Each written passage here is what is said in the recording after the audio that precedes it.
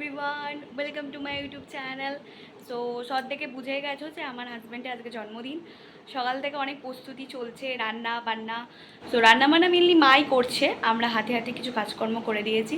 Just এখন স্নান করলাম, ওর নামে একটু পুজো দিলাম ঠাকুরের কাছে। এবার যা স্নান টান করে চুলটা আসতে একটু বসবো। আর আজকে সারাদিন কি করি সমস্ত তোমাদের সাথে শেয়ার করবো।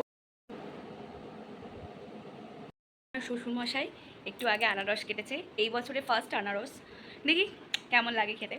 তো দেখে তো মনে হচ্ছে মিষ্টি হবে, বাট জানি না এখন কি হবে।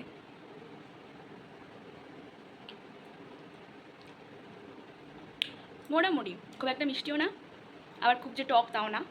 তারপরেই আমাকে নিচ থেকে ডাকে, বলল জন্মদিনে আশীর্বাদ করা হবে। তো প্রথমেই বাবা ওকে আশীর্বাদ করে, মাও ওকে আশীর্বাদ করে। আর যেহেতু দাদা ছিল না, মানে দাদা অফিস গিয়েছিল, সে কারণে দিদিভাই আশীর্বাদ করে দিয়েছিল। তো এই সময় দাদাকে আমরা খুব মিস করছিলাম, সত্যি বলতে থাকলে হয়তো ভালো হতো। তো দুপুরে আর তেমন কোনো ফুটেজ নেওয়া হয় না, যে যার ঘরে আমরা রেস্ট নিই। আর সন্ধেবেলায় আমার হাজব্যান্ড দেখছিলাম PS5-এ বোধহয় গেম টেম খেলছিল, তো ওটাও আমি একবার দেখিয়ে দিলাম। Hello everyone, good evening. So এখন বাজে 8টা 4। বাইরে প্রচণ্ড বৃষ্টি পড়ছে আজকে, তো বেরোতে তো পারলাম না। আর আমাদের দিদিভাই আর দাদা দুজন মিলে ওর জন্য একটা কেক নিয়ে এসছে, ওটা এখন কাটা হবে। সো তারপরে আমি আর দিদিভাই কেকটাকে রেডি করি, কারণ বাকিরা কেউ তখনও রেডি হয়নি, আমরা দুজন রেডি হয়ে নিচে আসি।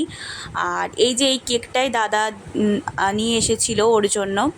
সো একে একে আমরা সবাই চলে এসেছি, যেমন মা, বাবা, দাদা, দিদিভাই, আহান।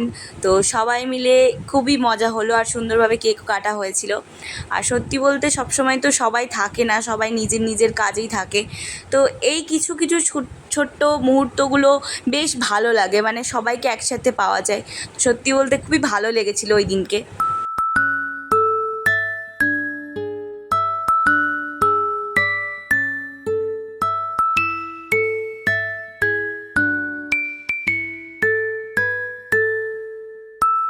তো তারপরে আমরা দুজন বেরিয়েছিলাম বাড়ির সবার জন্য একটু কিছু খাবার দাবার আনার জন্য। তো রাস্তায় এসে দেখি প্রচণ্ড কাদা জল।